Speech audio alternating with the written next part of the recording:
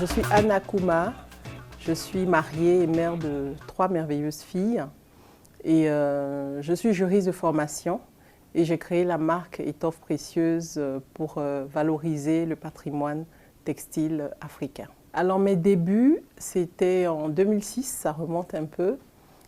J'étais jeune cadre en emploi à Paris et j'avais un rêve en réalité qui était de réaliser des manteaux à partir des étoffes tissées d'Afrique. Parce que quand je voyais un peu on va dire le paysage vestimentaire parisien, c'était très sombre, c'était très neutre.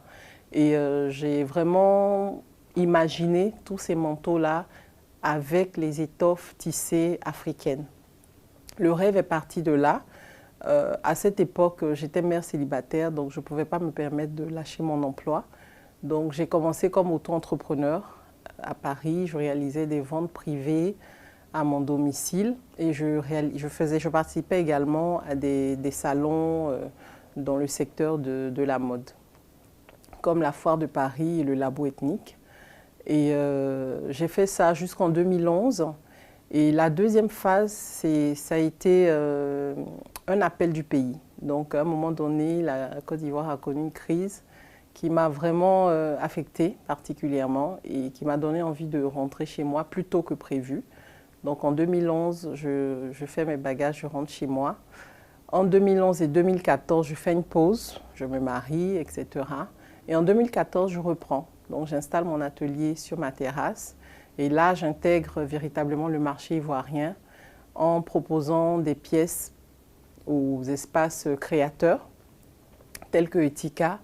Et à ce moment-là, nous accompagnons environ 400 femmes à adopter un style chic et authentique avec notre marque Étoffes Précieuses. C'est à ce moment que la marque devient Étoffes Précieuses parce qu'auparavant, elle s'appelait So Chic So Ethnique. L'industrie de la mode et tous les métiers associés, pour moi, sont un vecteur puissant de développement pour nos nations africaines parce que on voit dans les pays industrialisés que c'est un secteur qui rapporte énormément et l'industrie de la mode pourrait rapporter encore plus que ce qu'elle rapporte en Afrique à condition que le secteur soit véritablement industrialisé, accompagné et rendu beaucoup plus visible à l'étranger.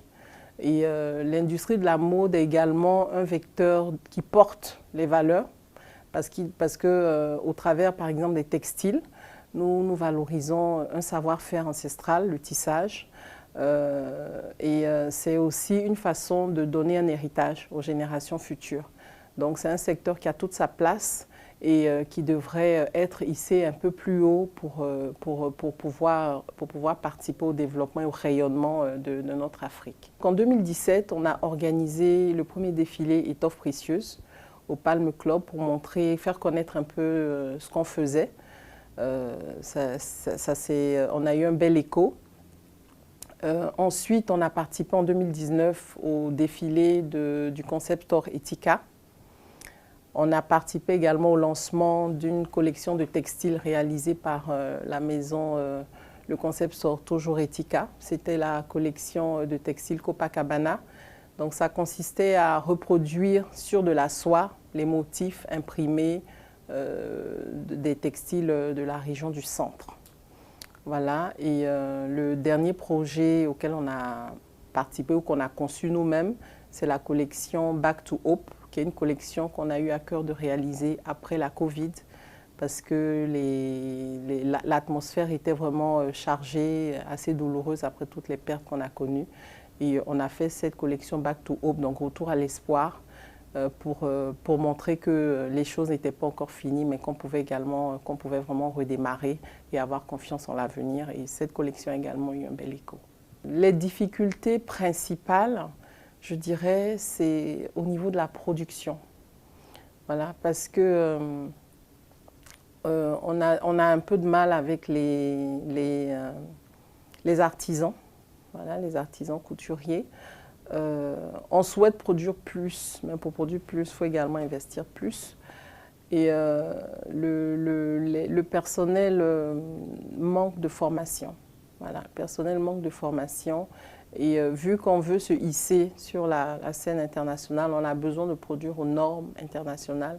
Et pour ça, on a besoin de former voilà, nos personnels. Ce sont les difficultés principales.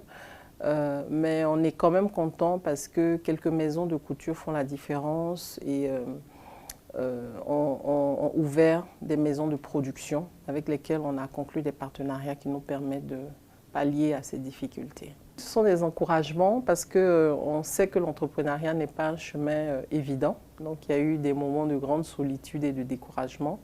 Mais on a quand même eu des encouragements. On a obtenu au cours de notre carrière 2 prix. Le prix, je l'ai dit tout à l'heure, de la marque Coup de cœur aux Ethica Brands Awards en 2019. Et l'année dernière, donc en 2022, on a décidé de faire un break pour faire une formation parce qu'on veut aller plus loin, on veut aller plus haut. Donc on a fait la formation Challenge Plus Afrique de l'Institut du prestigieux Institut HEC Paris. Et on a également obtenu le prix du projet Coup de cœur du jury. Il faut en vouloir, voilà, il faut en vouloir. Il faut être persévérant, il ne faut pas se décourager à la première difficulté. Il faut rêver grand, et il faut se retrousser les manches et ne pas avoir peur du travail. À nos fashionistas, je pourrais dire d'aimer en fait ce qui se fait localement, d'aimer ce que l'Afrique produit parce que c'est vraiment de grandes valeurs. Nos étoffes sont de grandes valeurs, de les valoriser, de faire vivre cette mode-là à travers le port, l'achat tout simplement, et puis voilà, être fier en fait d'arborer ces étoffes-là.